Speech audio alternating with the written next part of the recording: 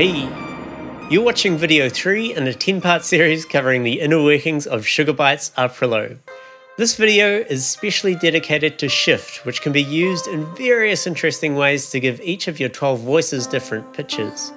From major to minor, unison to sine, this handy modulation panel packs a real punch when it comes to evolving your sounds into something melodic or harmonic, or totally unharmonic if you like. I'm going to be using the Ancient Tech PLG preset in the leads folder for this example, just so we have a nice sound that's already been built as we play around with shift. Straight out of the box, the shift fader acts as a smooth pitch slide up or down.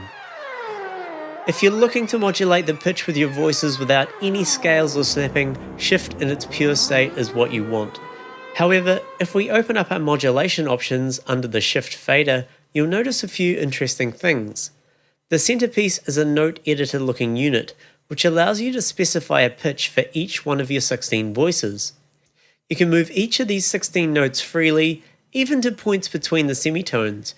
However, if we turn on the quantize button, they will all snap to exactly the right place, meaning when played, their core frequency will be the perfect relation to the initial note you play. Now that I've switched on quantize mode, let's have a listen to what happens when I move the shift slider. You can hear that instead of a fluid pitch glide, it snaps to the notes that are set in the note selection area. It doesn't sound like a scale that I really recognize, so let's use the drop-down menu to select a predefined scale. We have unison, sine, minor, major, minor 5, major 5, augmented, diminished, whole note, and a user-definable scale.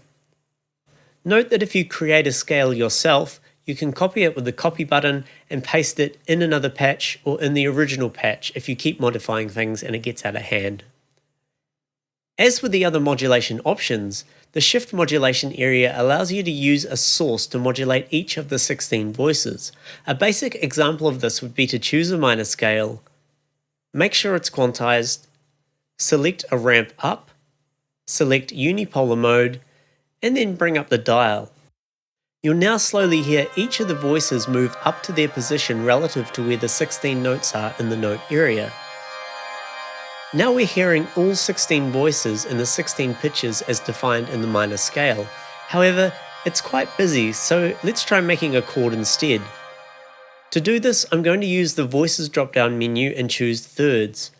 That way, we only get 6 notes playing, which sounds kind of more like a chord.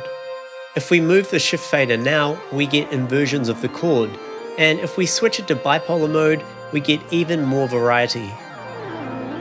Let's turn all the voices back on for a sec so we can play with each one and get the shift feature singing with something else.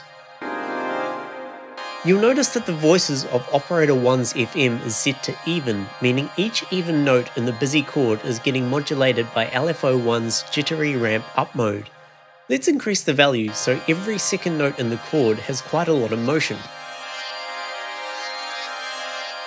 Now let's change the FM's voice selection to all and hear what they all sound like with the FM rising. Now let's try applying LFO2, which is also a jittered ramp up, to all the voices on operator 1's ratio amount. It's a bit too intense, but rather than reduce the amount of notes or change the voices, let's go into the LFO options and slow them right down. So that's sounding better, but how about we sneakily borrow some content from the next tutorial and apply the arpeggiator in a simple clock mode to pluck individual voices at a time we can specify. I'll just bring the ARP amount up, and now we can adjust the speed and decay to taste. Let's just go back to the shift options here and adjust the scale to a minor 5 to hear the difference. I think I like that better.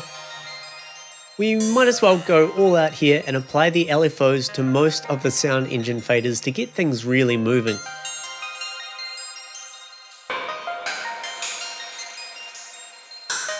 Okay, one last thing.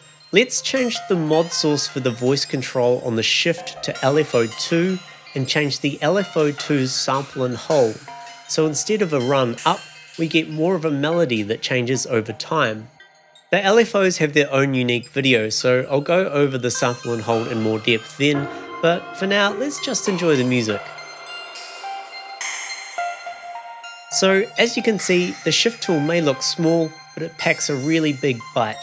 In this example, I hope I gave you a few ideas of what's possible, and I guess turned your thought dial when it comes to advanced routing up to 11. My name's Tom Cosm, and this is Sugar Bytes Aparillo.